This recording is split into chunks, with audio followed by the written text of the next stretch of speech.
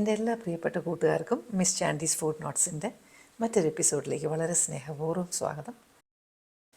ഇന്നൊരു തനി നാടൻ ഹെൽത്തി ആയിട്ടുള്ള റെസിപ്പിയാണ് ഗോതമ്പ് ദോശ. ഈ ദോശയുടെ കൂടെ നല്ല ചമ്മന്തി കൂട്ടി കഴിക്കാം, അതുപോലെ തന്നെ നല്ല മീൻകറി ഉണ്ടെങ്കിൽ മീൻകറി കൂട്ടി കഴിക്കാം. ഇപ്പം ഗോതമ്പ് ദോശ ഉണ്ടാക്കാനായിട്ട് നമുക്ക് നടിച്ചെടുക്കണം മാവ്. ഇത് 1 കപ്പ് ഗോതമ്പ് പൊടിയാണ്, അതിനോടൊപ്പം 1/2 കപ്പ് അരിപ്പൊടി, 1 പച്ചമുളകൊന്ന് ചെറുതായിട്ട് അരിഞ്ഞത്, ഉപ്പ് ആവശ്യത്തിന്. ഇതാദ്യമേ ഒരുപാട് ഇടരുത്, ആവശ്യമുണ്ടെങ്കിൽ നമുക്ക് ഒടുവിൽ നോക്കിയിട്ടിടാം.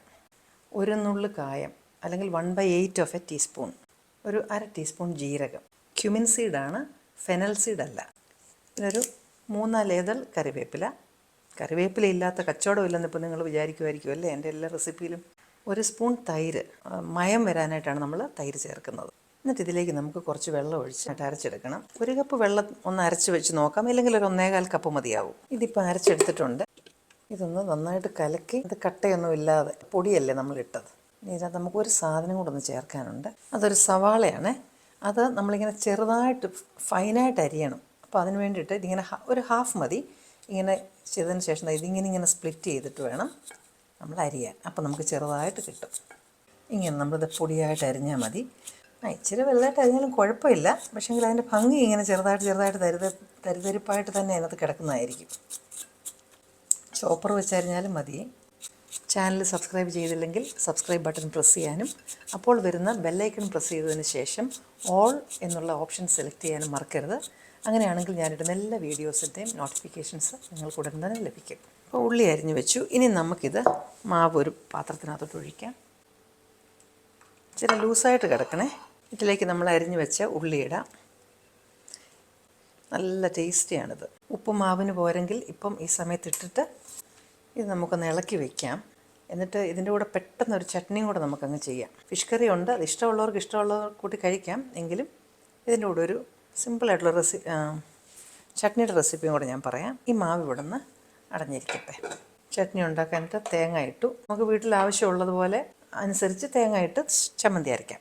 അതിലേക്ക് സ്പ്ലിറ്റ് ചെയ്ത കുറച്ച് ഷാലറ്റ്സ്, അത് സ്പ്ലിറ്റ് ചെയ്ത് എന്തിനാണെന്ന് വെച്ചാൽ വേഗം നന്നായിട്ട് അരിഞ്ഞ് കിട്ടാനായിട്ട്. പിന്നെ കറിവേപ്പില, പിന്നെ കുറച്ച് കാന്താരി ഇല്ലെങ്കിൽ പച്ചമുളക് ഇടാം. ഉപ്പ് നമ്മുടെ പാകത്തിന്. വെള്ളം ചേർക്കാതെ ഇത് വിപ്പിൽ അടിച്ചും പിന്നെ 1-2 പ്രാവശ്യം വിപ്പ് ചെയ്തതിന് ശേഷം ഒന്നുകൂടെ നന്നായിട്ട് ഗ്രൈൻഡ് ചെയ്താൽ തിക്കായിട്ടുള്ള ചട്നി നമുക്ക് ഉണ്ടാക്കാം. കാന്താരിയും കൊണ്ട് അരച്ചതായതുകൊണ്ട് നല്ല കിടിലൻ ചട്നിയാണിത് കേട്ടോ. പിന്നെ നിങ്ങൾക്ക് ഇത് ലൂസായിട്ട് അരയ്ക്കണമെങ്കിൽ അരയ്ക്കാം, ഇഷ്ടം പോലെ ചെയ്യാം. തിക്കായിട്ടാണെങ്കിൽ അങ്ങനെ, വെള്ളം കുറച്ചുകൂടി ചേർത്ത് ലൂസാക്കണമെങ്കിൽ അങ്ങനെയും ചെയ്യാം. അപ്പോൾ നമ്മുടെ ചട്നി റെഡിയാണ്.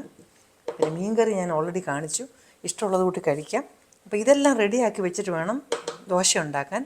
അപ്പോൾ ചൂടോടെ നമുക്കിത് കഴിക്കാം. ദോശക്കല്ല് വയ്ക്കാം. ദോശക്കല്ല് ഒരു മീഡിയം ഫ്ലെയിമിൽ വെച്ച് വേണം ചൂടാക്കാൻ. പെട്ടെന്ന് ചൂടാക്കരുത്. വല്ലാതെ ചൂടായിപ്പോയി കഴിഞ്ഞാൽ നമ്മൾ ദോശ ഒഴിക്കുന്ന ഉടനെ തന്നെ അതങ്ങ് കരിഞ്ഞു പോകും. കല്ല് ചൂടാകുന്നുണ്ടെങ്കിൽ നമുക്ക് മാവ് ഒഴിക്കാം. അതുപോലെ തന്നെ മാവ് എപ്പോഴും ഇളക്കി വേണം മാവ് എടുക്കാൻ.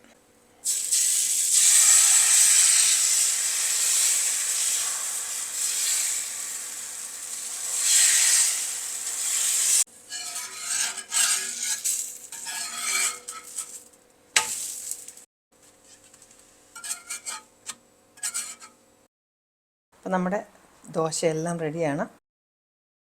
അതിന് കൂടെ ചേർക്കാനായിട്ട് നമ്മുടെ കാന്താരി ചമ്മന്തി റെഡിയാണ്. ഇനി അതുമല്ലാതെ നോൺ വെജിറ്റേറിയൻസ് ആണെങ്കിൽ നമുക്ക് നല്ല ഫിഷ് കറി കൂട്ടി ഈ ദോശയുടെ കൂടെ കഴിക്കാം. നിങ്ങൾ ഇതെല്ലാവരും ഒന്ന് ട്രൈ ചെയ്ത് നോക്കണം. വളരെ വ്യത്യസ്തമായിട്ടുള്ളൊരു ദോശയാണ് ഈ ഗോതമ്പ് ദോശ. സാധാരണ ഗോതമ്പ് ദോശ പലതരത്തിലുണ്ടാക്കും, പക്ഷേ ഇത് വളരെ ഡിഫറെൻ്റാണ്. ട്രൈ ചെയ്ത് നോക്കണം. ഇനിയും നിങ്ങൾക്ക് ഇഷ്ടപ്പെടുന്ന മറ്റു നല്ലൊരു റെസിപ്പിയുമായി വീണ്ടും ഞാൻ എത്തും. Till then I M signing off. And you stay safe.